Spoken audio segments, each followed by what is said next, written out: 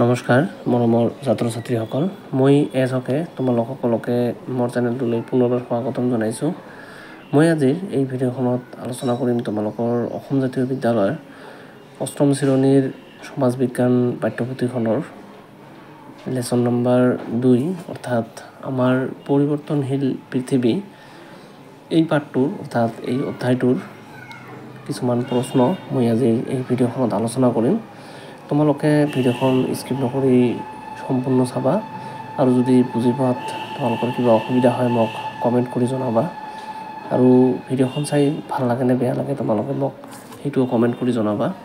আৰু যদি চেনেলটো প্ৰথমবাৰৰ কাৰণে চাই আছা চেনেলটো ছাবস্ক্ৰাইব কৰি অল নটিফিকেশ্যন ক্লিক কৰি ৰাখিবা, যাতে মই যেতিয়াই নতুন ভিডিঅ' এখন আপলোড কৰিছোঁ সেইখনৰ নটিফিকেশ্যন তোমালোকে সময়মতে পাই যোৱা। যিয়ে নহওক আহাচোন আমি দেৰি নকৰি আজিৰ ভিডিঅ'খন আৰম্ভ কৰোঁ।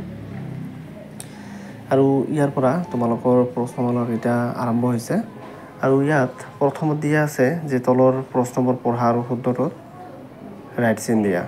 অৰ্থাৎ আমাৰ 1 নম্বৰত আছে জলপ্ৰপাত দেখা যায়, কত দিয়া আছে নদীৰ উচ্চ অংশত, খত দিয়া আছে নদীৰ মধ্য অংশত, কত দিয়া আছে নদীৰ নিম্ন অংশত আৰু খত দিয়া আছে নদীৰ বদ্বীপ অঞ্চলত।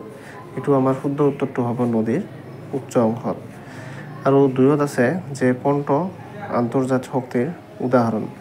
ইয়াতো তোমালোকৰ 4টা অপশ্যন দিয়া আছে। এটা আছে বতাহ, খত দিয়া আছে সাগৰৰ ঢৌ, আগ্নেয়গিৰিৰ উদগীৰণ আৰু নদী। এইটো আমাৰ হ'ব আগ্নেয়গিৰিৰ উদগীৰণ।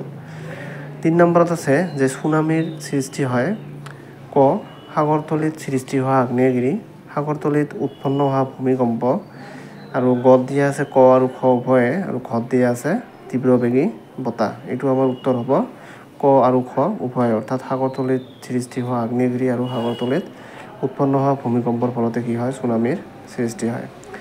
তাৰপিছত আছে কোনটো বতাহৰ ক্ৰিয়াৰ দ্বাৰা সৃষ্টি হয়। বালিয়ৰি, ইনচেলবাৰ্গ, ইয়াৰডাং আৰু এস্কাৰ। এইটো আমাৰ হ'ব বালিয়ৰি, অৰ্থাৎ বতাহৰ ক্ৰিয়াৰ ফলত সৃষ্টি কি হয় বালিয়ৰিৰ সৃষ্টি হয়।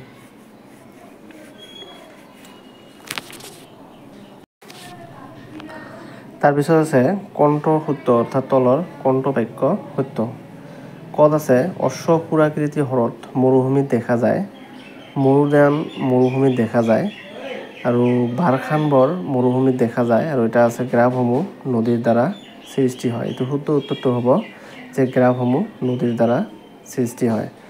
ইয়াৰ পিছত এতিয়া আমি 2 নম্বৰৰ যিকেইটা প্ৰশ্ন আছে 10টামান প্ৰশ্ন আছে, এই 10টা প্ৰশ্ন আমি আলোচনা কৰিম। তলৰ প্ৰশ্নবোৰৰ উত্তৰ দিয়া এইকেইটা এইবাৰ আমি আলোচনা কৰিম। ইয়াত 9লৈকে প্ৰশ্ন দিয়া আছে আৰু 3ৰ পৰা 7লৈকে আমি পিছৰ ভিডিঅ'ত মই এইবিলাকৰ ওপৰত মই পিছত এখন ভিডিঅ' লৈ আহিম। এতিয়া আমি আজিৰ ভিডিঅ'ত অকল 10টামান প্ৰশ্ন আলোচনা কৰিম আৰু ইয়াৰ নেক্সটৰ ভিডিঅ'ত মই 3ৰ পৰা 7লৈকে আলোচনা কৰিম। তোমালোকে ভিডিঅ'খন স্কিপ নকৰি সম্পূৰ্ণ চাই যাবা। ইয়াত আমাৰ ক নম্বৰত আছে যে আন্তৰ্জাতিক শক্তি কাক বোলে। আমি উত্তৰত লিখিম যে পৃথিৱীৰ অন্তৰ্ভাগত সৃষ্টি হোৱা শক্তি কি বুলি কোৱা হয়, আন্তৰ্জাতিক শক্তি বুলি কোৱা হয়। অৰ্থাৎ যিটো পৃথিৱীৰ যিটো অন্তৰ্ভাগ সেইটোত যিটো শক্তি সৃষ্টি হয় সেইটোকে কি বুলি কোৱা হয় অন্তৰ্জাতিক শক্তি। খত আছে যে বহিৰ্জাত শক্তি কাক বোলে। যে ভূপৃষ্ঠত অৰ্থাৎ পৃথিৱীৰ উপৰিভাগত সংঘটিত হোৱা শক্তিৰে কি বুলি কোৱা হয় বহিৰ্জাত শক্তি বুলি কোৱা হয়। অৰ্থাৎ পৃথিৱীৰ যিটো আমাৰ উপৰিভাগ আছে আৰু সেইটোত সংঘটিত হোৱা শক্তিটোকে কি বুলি কোৱা হয় বহিৰ্জাত শক্তি বুলি কোৱা হয়। এতিয়া গত আছে আমাৰ ভূমিকম্পৰ সংজ্ঞা দিয়া।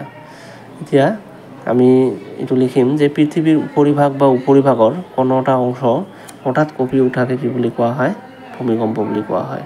অৰ্থাৎ পৃথিৱীৰ উপৰিভাগ বা উপৰিভাগৰ যিকোনো এটা অংশ যদি হঠাৎ আমাৰ কঁপি উঠে সেইটোকে আমি কি বুলি কওঁ ভূমিকম্প বুলি কওঁ। এতিয়া আমি পিছৰ প্ৰশ্নকেইটালৈ যাম। তোমালোকে ভিডিঅ'খনৰ লগতে থাকিবা আৰু যদি ভিডিঅ'খন চাই ভাল লাগিছে তোমালোকে এটা লাইক কৰি দিবা আৰু যদি এইখন কিতাপৰে তোমালোকৰ কিবা বেলেগ পাঠৰ ভিডিঅ' লাগে তোমালোকে মোক কমেণ্ট কৰি জনাবা। ইয়াত ঘ নম্বৰত দিয়া আছে যে বহিৰ্জাত শক্তিৰ 4টা উদাহৰণ দিয়া। অৰ্থাৎ বহিৰ্জাত শক্তি কোনবোৰ সেইবোৰৰ 4টা উদাহৰণ দিবলৈ কৈছে। ইয়াত মই 3টা উদাহৰণ দিছোঁ। এটা বতাহ, নদী আৰু হিমবাহ আৰু এইটো তোমালোকে আমাৰ 4 নম্বৰ উদাহৰণটো কি হ'ব তোমালোকে মোক কমেণ্ট কৰি জনাবা। এতিয়া উন্নত আছে ভূ আন্দোলন কি? যে পৃথিৱীৰ অন্তৰ্ভাগত থকা গলিত পদাৰ্থবোৰ পৃথিৱীৰ উপৰিভাগৰ চাপৰ ফলত বাহিৰলৈ ওলাবলৈ কৰি থকা প্ৰচেষ্টাক ভূ আন্দোলন বুলি কোৱা হয়। অৰ্থাৎ পৃথিৱীৰ অন্তৰ্ভাগত যিবোৰ গলিত পদাৰ্থ থাকে আৰু পৃথিৱীৰ উপৰিভাগৰ যিটো চাপ তাৰ ফলত বাহিৰলৈ ওলাবলৈ যিটো প্ৰচেষ্টা বা চেষ্টা কৰি থাকে সেইটোকে কি বুলি কোৱা হয়? ভূ আন্দোলন বুলি কোৱা হয়। এতিয়া প্ৰথম নম্বৰত আছে যে আগ্নেয়গিৰি কাক বোলে? যে আমি উত্তৰত লিখিম যে আগ্নেয়গিৰি হ'ল এবিধ আভ্যন্তৰীণ ক্ৰিয়া, যিটো কি এটা আভ্যন্তৰীণ ক্ৰিয়া যাৰ ফলত ভূপৃষ্ঠৰ বহুতো পৰিৱৰ্তন সাধন হয়। অৰ্থাৎ আগ্নেয়গিৰিৰ ফলত আমাৰ কি হয়? ভূপৃষ্ঠত বহুতো পৰিৱৰ্তন সাধন হয় আৰু এইটো এটা হৈছে আমাৰ আভ্যন্তৰীণ ক্ৰিয়া। এতিয়া আমি পিছৰ প্ৰশ্নলৈ যাম।